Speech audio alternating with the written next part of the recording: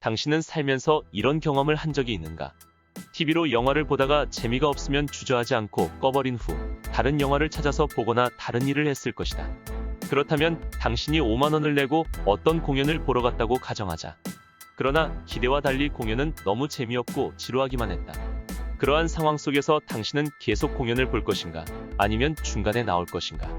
재미가 없어도 계속 공연을 본다면 당신은 매몰 비용의 오류에 빠진 셈이다. 우리는 이미 엎질러진 물이다 라는 말을 자주 쓴다. 위의 사례도 마찬가지다. 이미 낸 5만 원이 아깝긴 하지만 이미 낸 돈은 매몰 비용. 즉, 돌이킬 수 없는 비용이기 때문에 의사결정을 할 때 고려해서는 안 된다. 그런데도 이미 낸 5만 원이 아까워 계속 자리를 지킨다면 그것은 합리적인 의사결정이 아니다. 입장료는 공연을 끝까지 보던 중간에 그만 보고 나오든 간에 이미 낸 비용이다. 따라서 남은 공연 시간 동안 지루함을 억지로 참아내며 버티기보다는 그 시간에 나와서 다른 일을 하는 것이 훨씬 개인의 만족을 높일 수 있을 것이다. 그렇다면 매몰 비용이 의미하는 바는 무엇인가? 매몰 비용이란 이미 어떤 일을 진행하면서 비용이 지출되어 다시 회수할 수 없게 된 비용을 의미한다. 또한 이미 지출한 매몰 비용이 아까워 결과가 만족스럽지 못하더라도 그것을 정당화하기 위해 더욱 깊이 개입해가는 심리적 메커니즘이 작용하여 다른 합리적인 선택을 하지 못하는 것을 매몰 비용의 오류라고 한다. 이러한 매몰 비용의 오류에 대해 행동경제학에서는 매몰 비용에 매달리는 인간의 경향성은 인간의 합리성이 심리적 요인의 영향을 받아 제한적으로 작동하는 시각으로 바라보았다. 인간에게는 이미 투자된 금액을 포기해야 하는 상황을 싫어하는 손실회피 성향이 내재하여 있다고 보고, 이로 인해 포기해야 할 매몰 비용이 많이 들수록 손실회피 기제는 더욱더 강하게 작동할 것이라고 본다. 여기에 대해서 행동경제학자들은 여러 가지 실험을 진행했다. 가장 대표적인 실험이 머그잔 실험이다. 사람들에게 머그잔을 보여주면서 만약 자신이 머그잔을 산다면 얼마에 살 것인지 가격을 매겨보라고 했다. 그리고 머그잔을 공짜로 나눠준 후 다시 물었다.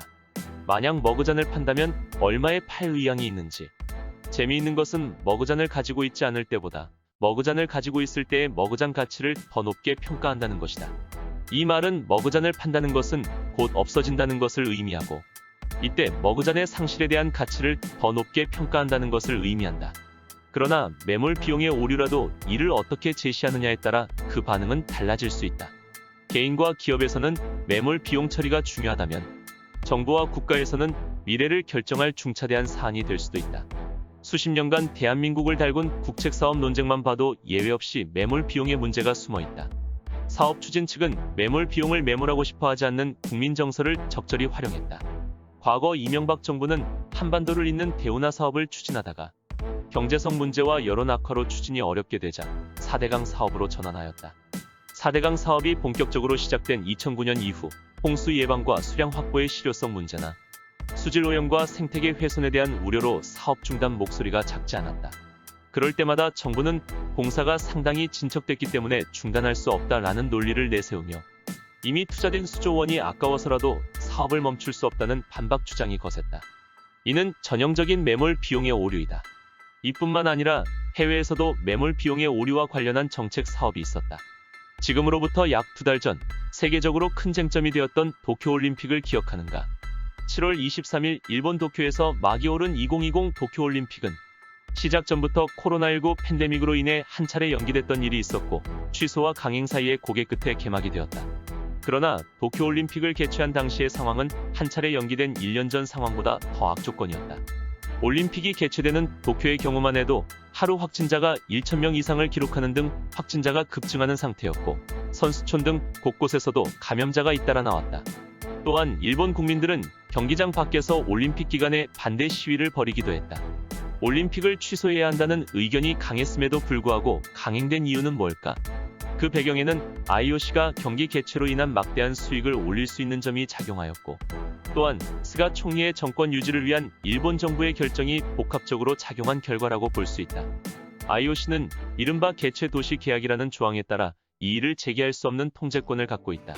또한 수십억 달러에 달하는 방송 중계권 판매와 스폰서 수익을 잃을 수 있으므로 스스로 대회를 취소할 가능성은 거의 없었다.